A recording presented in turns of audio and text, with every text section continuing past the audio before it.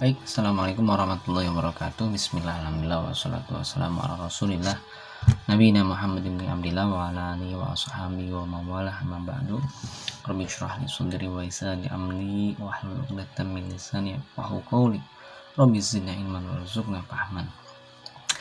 Selamat pagi semuanya, sehat selalu. Pada sesi presentasi kali ini akan dipaparkan satu judul prinsip kerja subscriber pada internet telepon yang akan disampaikan oleh saudara Firnanda. Karena hari ini hanya ada satu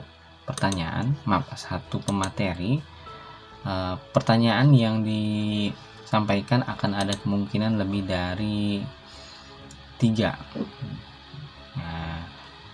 Untuk yang belum pernah sama sekali menyampaikan pertanyaan pada sesi presentasi sebelumnya, diusahakan hari ini aktif dan ikut menyampaikan pertanyaan terkait dengan prinsip kerja subscriber pada internet telepon. Untuk Firnanda sendiri, nanti setelah sesi presentasi ini selesai, ada pertanyaan dan dijawab. Pastikan yang diinput ke dalam berita acara pelaksanaan presentasi itu hanya 3, meskipun pada kenyataannya lebih dari 3 penanya atau pertanyaan. Oke, kepada saudara Firnanda Surya Wardana kami persilahkan.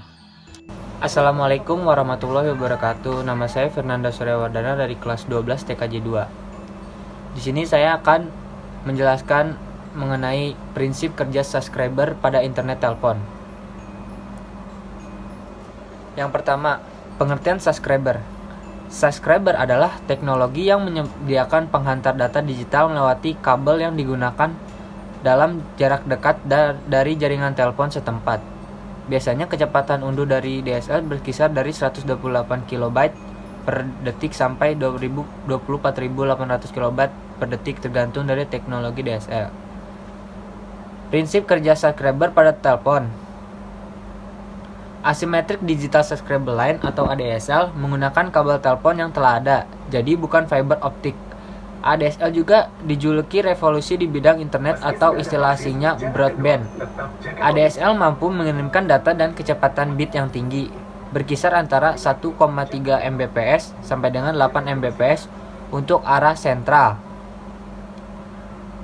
Kemampuan transmisi ADSL inilah yang mampu mengirimkan layanan interaktif multimedia melalui jaringan akses tembaga. ADSL sendiri merupakan salah satu anggota dari ADSL family. Teknologi XDSL sendiri mempunyai berbagai macam variasi. Yang ketiga, instalasi subscriber internet telepon secara umum. Melakukan dial-up, ada beberapa cara yang dapat dilakukan untuk terkoneksi dengan internet. Salah satunya adalah koneksi internet dengan dial-up, yaitu akses internet dengan menggunakan jalur telepon. Untuk melakukan koneksi ini, perangkat yang dibutuhkan yaitu yang pertama ada unit komputer, lalu 1 modem, dan 1 sambungan telepon. Hal yang harus dilakukan untuk melakukan instalasi yaitu yang pertama adalah berlangganan ke salah satu ISP atau Internet Service Provider. Yang kedua, memasang modem pada komputer atau laptop yang ingin digunakan. Yang ketiga, menginstal software pada internet yang disediakan oleh ISP itu. Yang keempat, menghubungkan komputer atau dial-up ke ISP. Di samping itu, ada kelemahan dan kelebihan dial-up. Kelebihannya yaitu koneksi internet lebih mudah digunakan. Yang kedua, hampir semua PC dan laptop sudah terpasang modem dial-up. Yang ketiga, penggunaan koneksi dengan modem dial-up lebih murah karena koneksinya hanya bersifat sesaat. Kelemahannya yaitu, saat melakukan koneksi internet, telepon tidak dapat digunakan untuk sambungan keluar atau menerima telepon.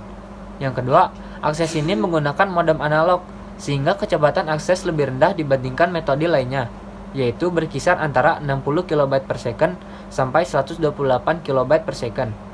Metode ini tidak dapat dijadikan hotspot karena kecepatan internet yang rendah.